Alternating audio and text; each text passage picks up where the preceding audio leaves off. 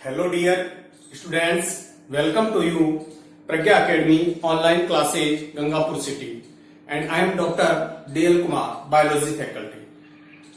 आज हम lesson number जो 8 अपने चल रहा है 11th क्लास में जिसका नाम है कोशिका, उसका नेक्स्ट टॉपिक आधुनिक कोशिका सिद्धांत और उसके अपवाद बात करेंगे।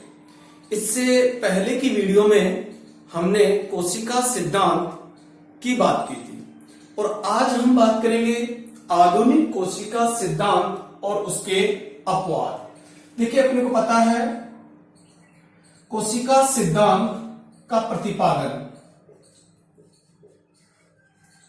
कोशिका सिद्धांत का प्रतिपादन किसने किया था? मैथियास जेकब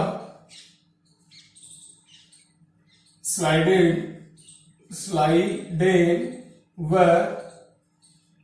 थियोडोर स्वान ने कोशिका सिद्धांत का प्रतिपादन 1839 में किया। इस सिद्धांत में थोड़ा रूपांतरण किया, तो इसमें जो मॉडिफिकेशन है रूपांतरण वो किसने किया? रूडोल्फ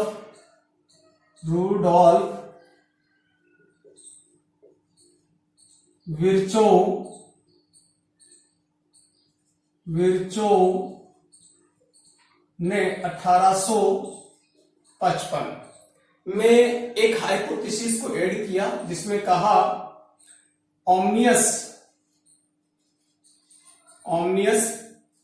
सेलुला ई सेलुला एक हाइपोथेसिस दी, यानी पूर्ववर्ती कोशिकाओं से ही नई कोशिकाओं की कोशिका विभाजन क्रिया द्वारा उद्भव होता है, ये रूपांतरण किया। और इन तीनों वैज्ञानिकों कौन कौन से?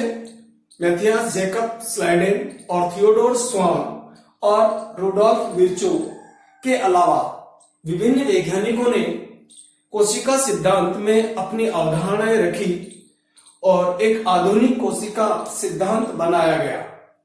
और उस आधुनिक कोशिका सिद्धांत के क्या क्या अवधारणाएं हैं या क्या क्या सिद्धांत है वो अपन बात करेंगे। तो अपन बात करें आधुनिक कोशिका सिद्धांत के आधुनिक कोशिका सिद्धांत की अवधारणाएं अपन बात करें। सबसे पहले अपन बात करें कोशिका सजीवों की क्या है? मूलभूत इकाई है। तो देखिए, अपन बात करें यहां पर, तो पहला अपन प्रिंसिपल पर बात करें तो कोशिका सजीवों के शरीर की प्राथमिक व मूलभूत कह रहे हैं या निर्माण कार्य कह रहे हैं, एक ही बात है, मूलभूत व निर्माणकारी इकाई है। तो ये पहली कोशिका सिद्धांत की पहली अवधारणा है। दूसरी पर बात करें सभी सजीवों का शरीर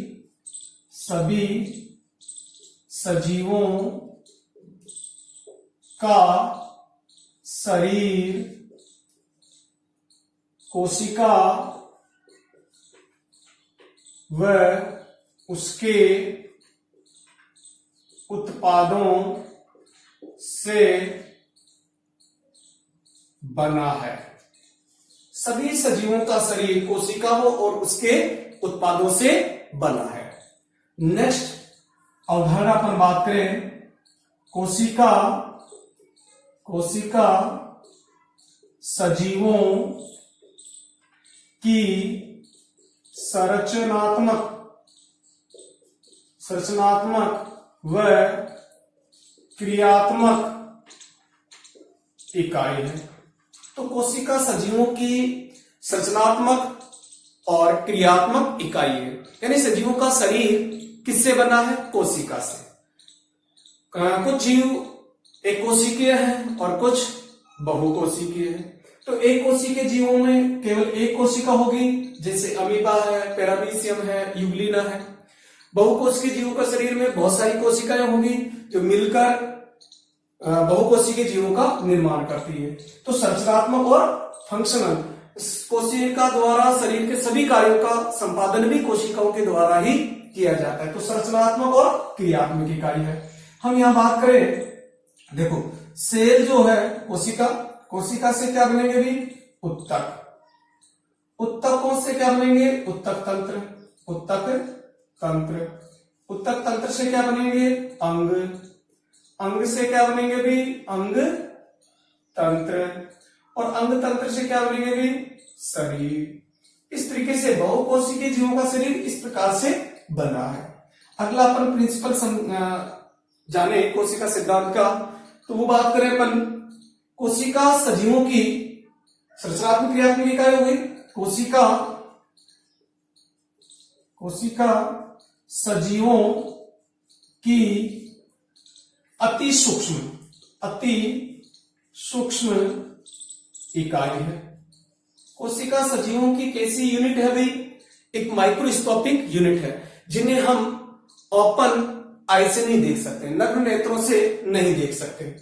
तो किससे देखेंगे? माइक्रोस्कोप से। तो इसे अपन केवल सूक्ष्मदर्शी द्वारा ही देख सकते हैं। किसको? सेल को।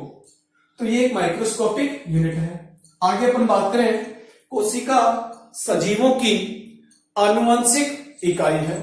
तो देखिए अगला प्रिंसिपल है, कोशिका सजीवों की आनुवंशिक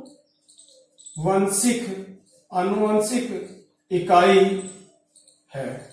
क्योंकि जेनेटिक मटेरियल किसमें है? केंद्रक में। और केंद्रक किसमें है? कोशिका में। और जेनेटिक मटेरियल के रूप में क्या है? डीएनए और आरएनए। तो डीएनए प्लस आरएनए कहां है? केंद्रक में। और केंद्रक कहां है? सेल में। तो सेल क्या हो गई? जेनेटिक यूनिट हो गई। किसकी?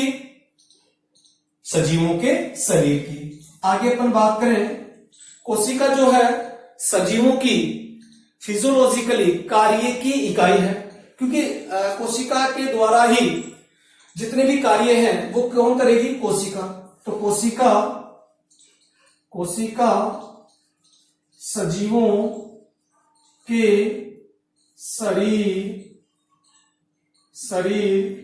की कार्य की इकाई है, फिजियोलॉजिकली यूनिट है।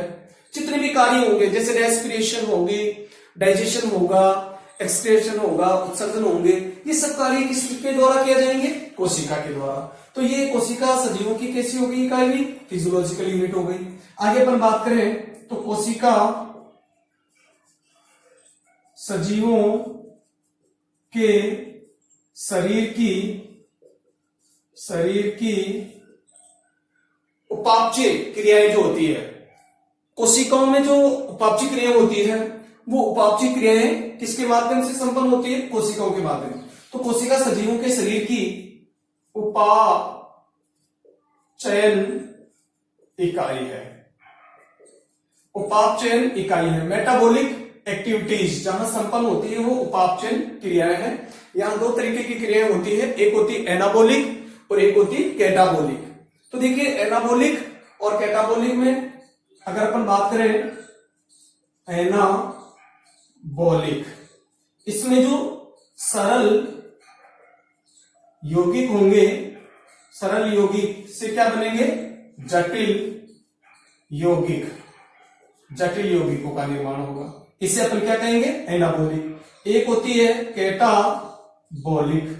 कैटाबॉलिक होती है, यहां जटिल यौगिक होंगे, जटिल यौगिक, और उनसे क्या बनेंगे भी? जटिल यौगिकों से सरल यौगिक। यानी यहां पर क्या है? यहां पर संश्लेषण होगा और यहां पर ब्रेकिंग की क्रिया होगी, टूटने की क्रिया होगी। सरल यौगिक बनेंगे, तो इसे अपन क्या कहेंगे, एनाबॉलिक। तो शरीर की उपापचय कार्य इकाई कौन है, कोशिका। आगे अपन बात करें तो देखिए सभी कोशिकाएं समान भौतिक और रासायनिक संगठन रखती है। तो देखिए अगला प्रिंसिपल अपन बात करें, सभी सेल्स समान रासायनिक व भौतिक संगठन रखती है। तो सभी सेल में समान भौतिक और रासायनिक संगठन होता है, यानी उसका केमिकल कंपोजिशन और जो फिजिकल कंपोजिशन है वो सेम रहता है। आगे अपन बात करें,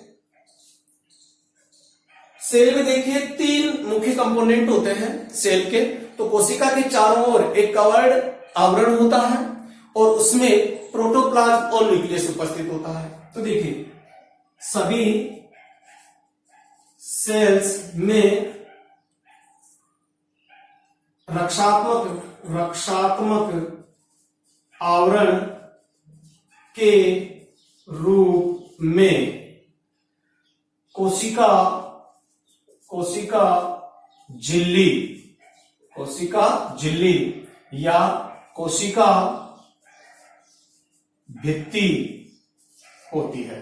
तो सभी कोशिकाओं में रक्षात्मक आवरण के रूप में, कवर्ड के रूप में, रक्षात्मक आवरण के रूप में कोशिका झिल्ली या कोशिका भित्ति होती है। ठीक है, अपन बात करें तो प्लांट सेल की अपन बात करें, प्लांट सेल में सेल वॉल होगी, सेल वॉल, साथ में सेल मेम्ब्रेन भी होगी, यानी कोशिका भित्ति और कोशिका झिल्ली दोनों प्रेजेंट होती है।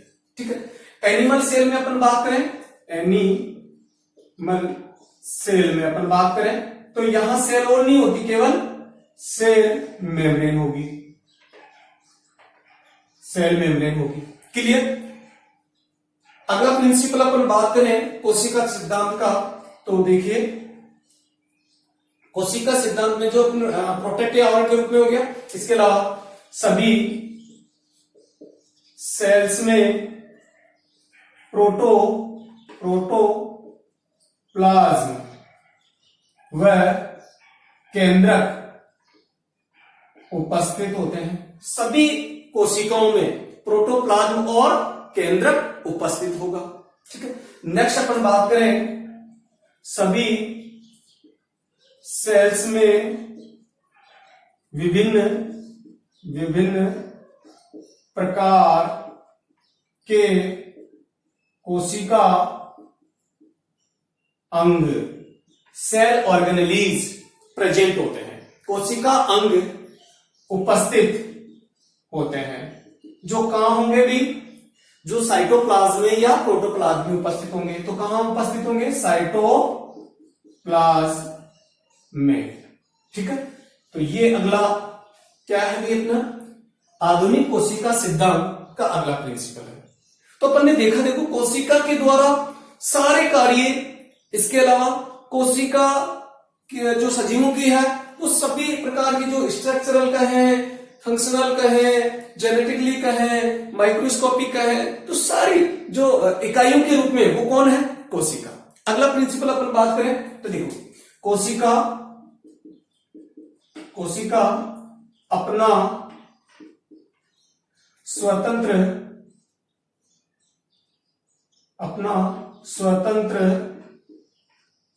अस्तित्व रखती है, स्वतंत्र अस्तित्व रखती है, स्वतंत्र अस्तित्व रखती है। तो कोशिका अपना क्या रखती है भी, स्वतंत्र अस्तित्व रखती है, एक फ्रीडम होती है कोशिका। आगे देखिए, कोशिका में स्वतः जनन होता है, सेल्फ रिप्रोडक्शन होता है, जिससे नई कोशिकाओं का उद्भव होता है, तो सेल डिवीजन, और यही अपन ने कहा था।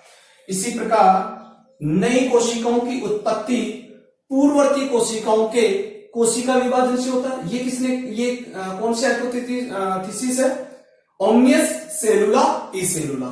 तो नई कोशिकाओं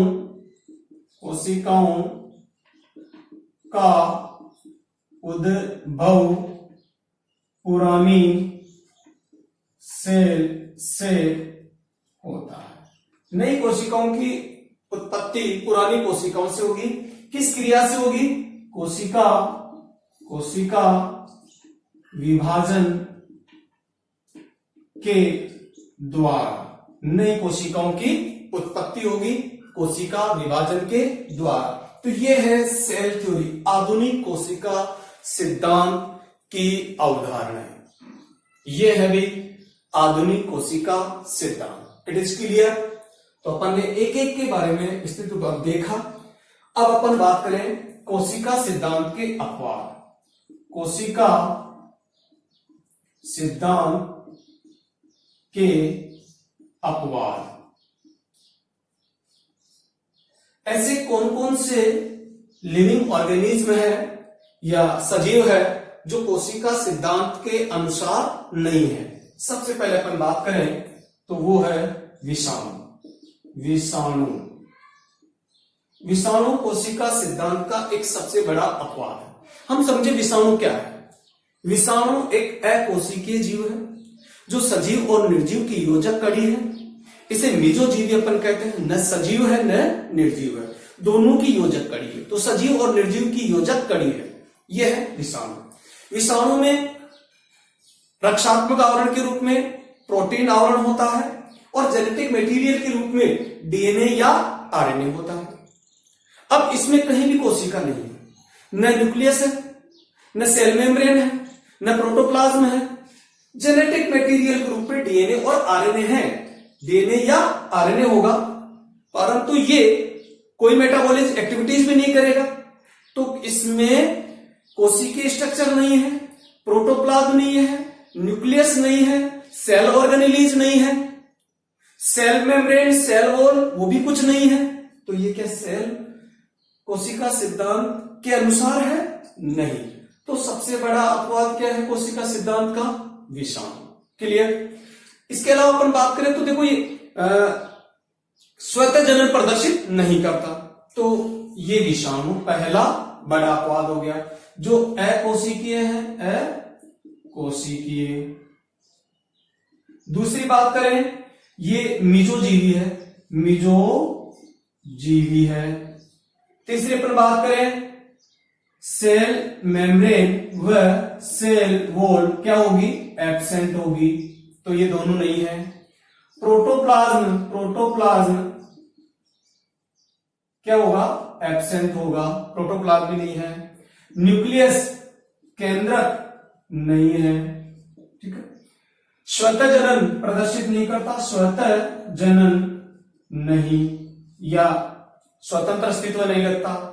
इसके अलावा अपन बात करें तो इसमें कोई भी उपापचयन क्रियाएं नहीं होती। उपापचयन नहीं। तो क्या हो गया ये? कोशिका सिद्धांत का अपवाद। दूसरा अपन बात करें दूसरा अपवाद क्या है अभी? तो वो अपन बात करें। देखिए विषाणु हो गया कंप्लीट। दूसरा है प्रोकैरियोट्स या प्रोकैरियोटिक जीव। जितने भी देखो कोशिकाएं दो प्रकार की होती है, एक होती है प्रोकैरियोटिक और दूसरी होती है यूकैरियोटिक। जितने भी प्रोकैरियोटिक कोशिकाओं से जीवों का शरीर बना हुआ है उसमें सुविकसित केंद्रक नहीं होता है। तो प्रोकैरियोटिक जीव या प्रोकैरियोट्स जितने भी जीव हैं वो कैसे हैं भी? कोशिका सिद्धांत का अपवाद है। क्यों है? देखो इन जीवों में क्या होगा? पूर्ण विकसित केंद्रक नेगेटिव। पूर्ण विकसित केंद्रक नहीं होता। तो क्या हो गया? अपवाद। दूसरा अपन बात करें इसमें कोशिका अंग भी नहीं होते। तो ये भी कोशिका अंग भी नहीं है, पूर्ण विकसित केंद्रक भी नहीं है। इसमें जो केंद्रक होगा खुले रूप में होगा जिसमें कोशिका केंद्रक झिल्ली, केंद्रक द्रव्य और केंद्रिका नहीं होगी। तो अल्प विकसित केंद्रक होगा जिसे केंद्रकाभ या जीनोफोर कहते हैं। तो इसके केंद्रक को क्या कहेंगे भी? केंद्रकाभ या जीनोफोर कहते हैं, वो प्रेजेंट होगा। तो कैसा हो गया ये? प्रोकैरियोटिक जीव कैसे हो गए भी? कोशिका सिद्धांत के अनुसार नहीं है इनकी बॉडी स्ट्रक्चर। प्रोकैरियोट जीवों में अगर मैं एग्जांपल की बात करूं तो माइकोप्लाज्मा, इसके अलावा जितने भी जो बैक्टीरिया है तो साइनोबैक्टीरिया, यू बैक्टीरिया, ऑर्किबैक्टीरिया, सारे बैक्टीरिया जितने भी है वो प्रोकैरियोटिक है। इसके अलावा माइकोप्लाज्मा, एक्टिनोमाइसिटीज, ये 5 सदस्य, ये सारे के सारे कैसे हैं? प्रोकैरियोट है। तो इनकी स्ट्रक्चर कोशिका सिद्धांत के अनुसार नहीं है। अगला अपन अपवाद बात करें, प्रोटिस्टा। प्रोटिस्टा जगत के प्राणी, प्रोटिस्टा जगत के प्राणी, ये तीसरा अपवाद है कोशिका सिद्धांत का। देखो प्रोटिस्टा संघ में एनिमल और प्लांट दोनों आते हैं। तो जो स्वपोषी लिविंग ऑर्गेनिज्म है जो अपना भोजन स्वयं बनाते हैं, वो प्रोटिस्टा जगत में जो एल्गी है वो आ जाती है। और जो विषमपोषी है जो अपना भोजन स्वयं नहीं बनाते हैं, हेटेरोट्रॉपिक है, वो अपना भोजन स्वयं नहीं बनाते हैं, और उनमें एनिमल आते हैं प्रोटिस्टा जगत में। इनमें क्या होता है कि इनमें एक कोशिकीय प्राणी होते हैं, यूनिसेल्युलर है, तो इन्हें अपन एक कोशिकीय भी कह सकते हैं। एक कोशिकीय जितने भी प्राणी हैं वो सारे कोशिका सिद्धांत का अपवाद है, क्योंकि एक कोशिकीय प्राणियों में जितने भी ये जो कार्य अपन ने यहां सिद्धांत किया इनके अकॉर्डिंग नहीं है इनकी बॉडी। इनमें देखें तो अपन रेस्पिरेशन सिस्टम उतना डेवलप नहीं होगा। इसमें होता है कि ये अपना श्वसन, उत्सर्जन, जनन, पाचन सब करते हैं कोशिका के माध्यम से, कितना पर इतना अधिक विकसित रूप में नहीं होता है। और एक कोशिका के द्वारा ये सारे कार्य नहीं किए जा सकते, इसीलिए इन्हें हम एक कोशिकीय कहने की बजाय इन्हें अकोशिकीय कहना ज्यादा उपयुक्त है। तो इन्हें अपन अकोशिकीय प्राणी भी कहते हैं। तो ये हो गए तीसरा कोशिका सिद्धांत का अपवाद। अगला अपवाद अपन अगर बात करें तो देखिए, इसके अलावा जितनी भी जो केंद्रक रहित कोशिकाएं हैं, और सजीवों में केंद्रक रहित कौन कौन सी कोशिकाएं हैं? तो केंद्रक रहित सेल, केंद्रक रहित सेल कौन कौन सी है? अगर मैं बात करूं स्तनधारियों में तो रुधिर में जो आरबीसी है, लाल रुधिर कणिकाएं हैं, वो क्या है? केंद्रक रहित है। तो लाल रुधिर कणिकाएं या आरबीसी स्तनधारी वर्ग की। इसके अलावा चालनी कोशिकाएं, चालनी सेल, जो कि फ्लोएम उत्तकों में, पादपों में फ्लोएम उत्तकों में पाई जाती है। तो ये केंद्रक रहित सेल हो गई, चालनी कोशिकाएं। ठीक है। अगली अपन बात करें तो अगला अपवाद जीव द्रव्य रहित कोशिकाएं, जीव द्रव्य रहित सेल। जीव द्रव्य रहित सेल कौन कौन सी है? तो स्किन सेल, जो हायर कैटेगरी के जो एनिमल है उनमें स्किन में अनेक कोशिकाएं उपस्थित होती है, जिसमें साइटोप्लाज्म एब्सेंट रहता है। तो इन कोशिका, ये कोशिका सिद्धांत का एक अपवाद है। तो यहां अपन कहें तो त्वचा या स्किन सेल, स्किन सेल। इसके अलावा कॉर्क सेल, जो प्लांट में जो छाल होती है, बार्क होती है, उसकी कॉर्क सेल। तो वल्कुट कोशिकाएं या जिसे अपन कॉर्क सेल कहते हैं, वो कॉर्क सेल भी कैसी है? भी कोशिका सिद्धांत का अपवाद है। तो ये आज अपन ने बात किया कोशिका सिद्धांत, जो अपन कर रहे हैं आधुनिक कोशिका सिद्धांत की बात की, जिसमें उसके अपवाद भी अपन ने बात की है। तो आधुनिक कोशिका सिद्धांत की क्या क्या अवधारणाएं हैं, कौन कौन से प्रिंसिपल है, वो अपन ने बात किए। और कोशिका सिद्धांत के क्या क्या अपवाद है, उसमें विषाणु, प्रोकैरियोटिक जीव, प्रोटिस्टा, केंद्रक रहित कोशिकाएं, जीव द्रव्य रहित कोशिकाएं, ये कोशिका सिद्धांत के अपवाद है। Okay students, thank you. जय हिंद, जय भारत।